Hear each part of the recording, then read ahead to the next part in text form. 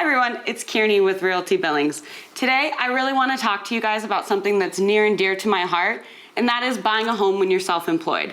So if you're self-employed, sit back, maybe grab a glass of wine or whatever it is you're into drinking, and let's talk a little bit about my story so that it can help you guys better prepare for when you're looking to buy a home.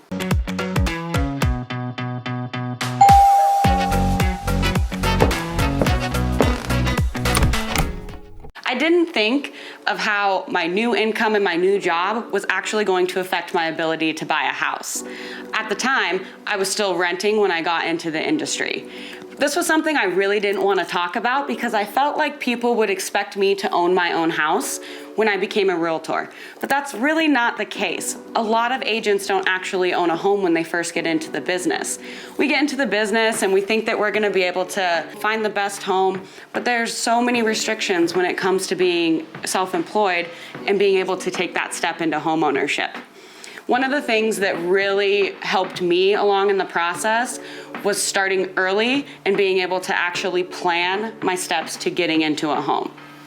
One of the first steps that I think it's super important to take is to talk to your tax accountant or your CPA, whoever you use to do your taxes. You really need to work with them hand in hand to be able to help you.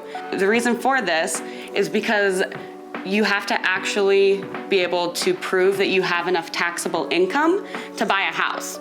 This was the issue with me at first too, because when you're self-employed, you're looking for all these deductions so that you can lessen your tax burden. And why wouldn't you? You don't want to have to pay more money in than you should, and you have these deductions for a reason.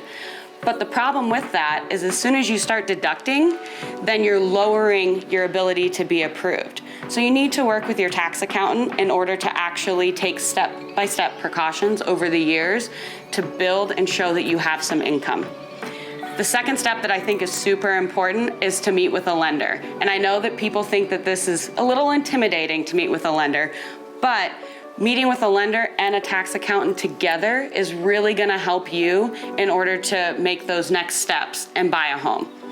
Lenders need at least 2 years of income. And yeah, you heard that right, 2 years. When you become self-employed, they have to track it before they can even do anything to help you buy a house. And there's no way around this. Trust me, I tried everything in the book to be able to buy a home sooner rather than later. But that turns out lenders know a little more than I do. So when I met with my lender, I was able to plan early with my tax accountant in order to achieve the income I needed to buy the home that I wanted to purchase. All of this took so much planning in advance and was such a headache. And trust me, I didn't want to do any of it either, but I really wanted to get to that goal of home ownership. And I think the last step that I can really give you from my story as well is to keep your eye on the prize. I know that sounds dumb, but there were times when I wanted to buy a car or when I really hated my furniture that was in my rental living room. But by keeping in mind what my overall goal was, which was to purchase a home, I held myself back from doing those other unnecessary steps that were going to hinder my ability to buy a house. As soon as you add more things like that against you, it's even harder when you're self-employed to be able to purchase a home. I know this all might sound a little doom and gloom, and you might be feeling a little bit disappointed about your ability to buy a home at the moment, but I promise you, you can do this. If you took the right steps in order to start your own business, you can take the steps to be able to get into home ownership.